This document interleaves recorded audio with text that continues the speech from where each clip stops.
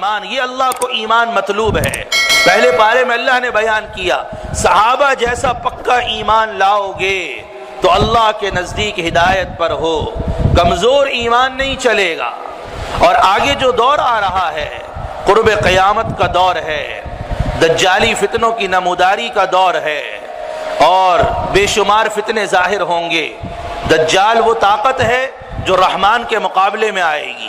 سب سے بڑی دنیا کی کفریہ طاقت دجالی طاقت ہے۔ اتنا بڑا کفر دنیا میں کبھی ظاہر نہیں ہوا۔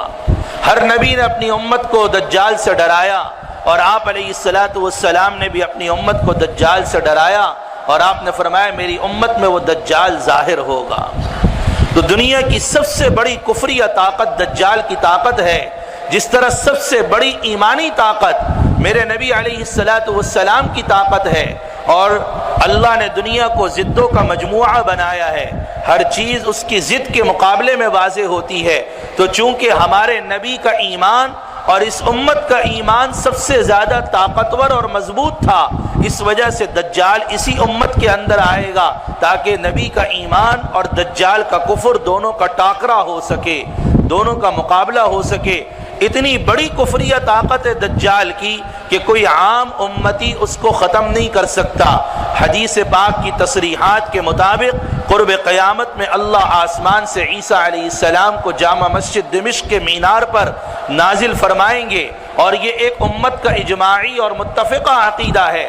اگرچہ بعض لوگ اس عقیدے کا نزول مسیح کا انکار کرتے ہیں، لیکن ان کا انکار کرنا احادیث نبوی کے بہت بڑے ذخیرے کا انکار کرنا ہے۔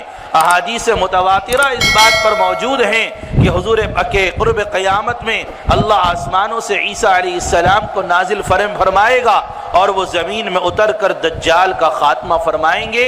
تو اتنی بڑی کفریہ طاقت ہے دجال کی کہ اس کا خاتمہ ایک نبی کے ہاتھوں ہی ممکن ہے، ورنہ عام امتی اس کا مقابلہ اور اس کا خاتمہ نہیں کر سکتا۔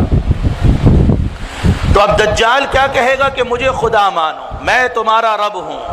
اللہ اس کو طاقت دے گا۔ شیاطین کو اللہ تصرفات دیتا ہے، اور آج کل کے شیاطین کو بھی تصرفات ملتے ہیں۔ تو وہ کہے گا دیکھو آسمان سے میں بارش کرتا ہوں، وہ چاہے گا بارش ہو جائے گی، وہ زمین کو حکم کرے گا غلے اگاؤ، زمین غلے اگا دے گی۔ جو خدائی صفات ہیں، جو خدائی قدرت ہیں، اللہ اس کو کچھ نہ کچھ قدرت اس کے حوالے کرے گا۔ اپنے پاس کوئی قدرت نہیں، اللہ کے دینے سے، کہ اللہ اپنے کہ اس وقت لیمیز الخبیث من الطیب، کھرے اور کھوٹے کی تمیز کا وقت ہوگا۔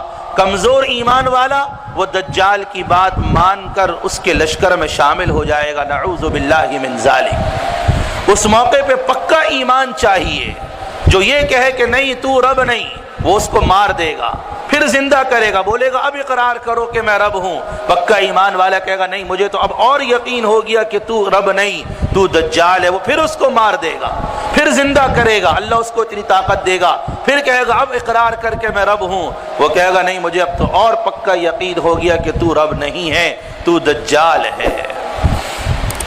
تو دجال دجل سے نکلا۔ دجل دھوکے کو بولتے ہیں، دجل فریب کو بولتے ہیں۔